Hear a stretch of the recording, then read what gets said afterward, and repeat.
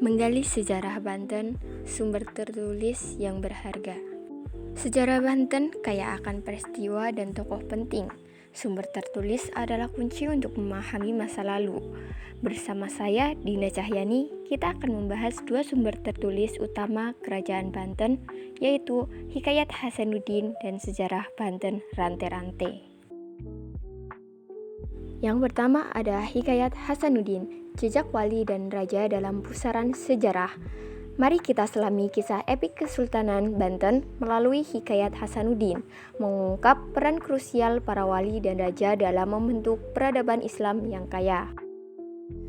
Latar belakang Banten dalam sejarah. Banten merupakan gerbang Islam di tanah Jawa. Kesultanan Banten berdiri pada abad ke-16, penerus kerajaan Pajajaran. Lokasinya yang strategis sebagai pusat perdagangan dan penyebaran Islam. Banten juga memiliki peran penting dalam jaringan perdagangan maritim.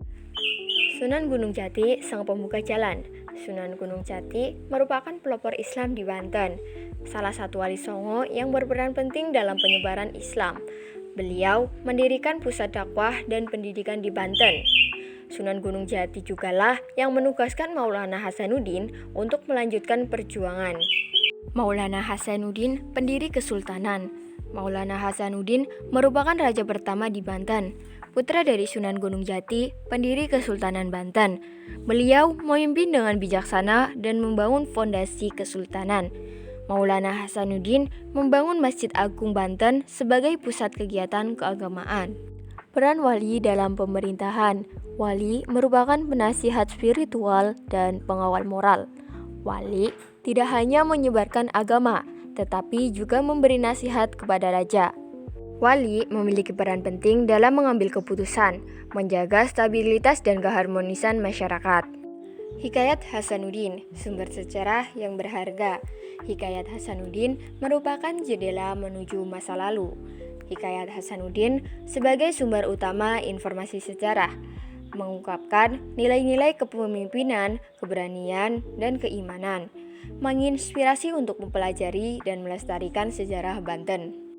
Silsilah Raja-Raja Banten. Silsilah Raja-Raja Banten dimulai dengan Sultan Maulana Hasanuddin pada tahun 1552 sampai 1570, putra Sunan Gunung Jati yang mendirikan Kerajaan Banten. Dilanjutkan oleh Sultan Maulana Yusuf pada tahun 1570 sampai 1585 yang memperluas wilayah kekuasaan. Sultan Maulana Muhammad pada tahun 1585 sampai 1596 yang melihat perkembangan Banten sebagai pusat perdagangan, dan Sultan Abdul Mufakir Mahmud Abdul Qadir pada tahun 1596 sampai 1647 yang memperkuat struktur pemerintahan. Sultan Ageng Tirtayasa pada tahun 1651 sampai 1683 dikenal sebagai masa puncak kejayaan Banten dengan perlawanan terhadap VOC diikuti oleh Sultan Haji pada tahun 1683 sampai 1687 dan kemudian Sultan Abu Fadl Muhammad Yahya pada tahun 1687 sampai 1690. Itu tadi kurang lebihnya merupakan isi dari Hikayat Hasanuddin. Sumber tertulis kedua ada Sejarah Banten Rante-Rante yang berisi tentang perjalanan pemerintahan di Kesultanan Banten dari Sultan Hasanuddin hingga Sultan Abdul Mufakir Mahmud Abdul Qadir. Kita akan fokus pada periode dari Sultan Hasanuddin hingga Sultan Abdul Mufakir Mahmud Abdul Qadir. Kita akan membahas garis besar pemerintahan masing-masing sultan, pencapaian penting, serta tantangan yang dihadapi saat memimpin. Yang pertama, Sultan Hasanuddin pada tahun 1552 sampai 1570. Seperti yang kita bahas di awal, Sultan Hasanuddin merupakan awal dari pemerintahan. Beliau juga merupakan putra dari Sunan Gunung Jati, pendiri Kesultanan Banten. Beliau melanjutkan penyebaran Islam dan pembangunan infrastruktur.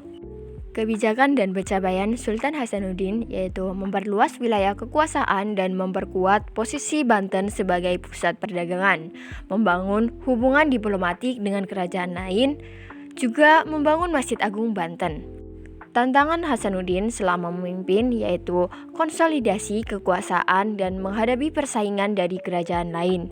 Yang kedua ada Sultan Maulana Yusuf pada tahun 1570 sampai 1580, merupakan penerus putra Sultan Hasanuddin.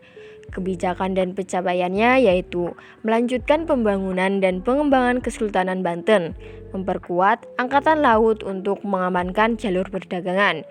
Yang terakhir, mengembangkan pertanian dan infrastruktur. Tantangan yang dihadapinya yaitu menjaga stabilitas internal dan eksternal.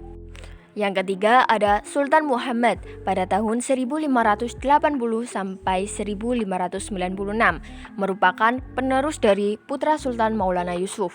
Kebijakan dan pencapaiannya yaitu memperluas wilayah kekuasaan ke Lampung, membangun hubungan dengan pedagang dari berbagai negara, mulai terjadi kontrak dengan bangsa Eropa atau Belanda dan Inggris. Tantangan yang dihadapinya yaitu menghadapi persaingan perdagangan dengan bangsa Eropa, menjaga kedaulatan dari pengaruh asing. Yang terakhir ada Sultan Abdul Mufakhir Mahmud Abdul Qadir pada tahun 1596 sampai 1651. Penerus dari putra Sultan Muhammad. Kebijakan dan pencapaiannya yaitu memerintah dalam usia yang sangat muda, sehingga pemerintahan dijalankan oleh para wali. Periode awal pemerintahan diwarnai dengan perebutan kekuasaan dan intrik istana. Mulai terjadi peningkatan pengaruh VOC di Banten. Tantangan yang dihadapinya yaitu menghadapi tekanan dari VOC yang semakin kuat, menjaga stabilitas politik di tengah perebutan kekuasaan, menghadapi intervensi asing dalam urusan internal kesultanan. Periode pemerintahan dari Sultan Hasanuddin hingga Sultan Abdul Mufakhir Mahmud Abdul Qadir merupakan periode penting dalam sejarah Kesultanan Banten.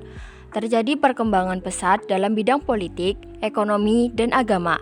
Tantangan utama adalah menghadapi persaingan perdagangan dan pengaruh dari bangsa Eropa, terutama VOC. Periode ini menjadi fondasi bagi perkembangan Kesultanan Banten di masa selanjutnya. Itu tadi 2 sumber tertulis Banten. Sampai di sini pembahasan bersama saya Dina Cahyani. Materi selanjutnya akan dilanjutkan oleh rekan saya. See you.